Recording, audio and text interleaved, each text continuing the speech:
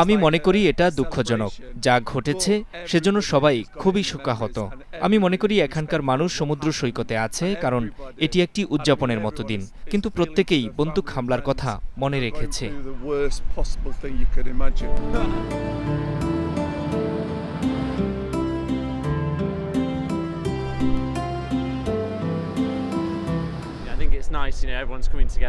আমি মনে করি এটা ভালো লাগছে যে সবাই একত্রিত হচ্ছে বড়দিন উদযাপন করছে সবাই স্পষ্টতই সমুদ্র সৈকত উপভোগ করছে বড়দিনের দিন উপভোগ করছে এটা ভালো লাগার মতো বিষয় যদিও সম্প্রতি অনেক বিপর্যয় ঘটেছে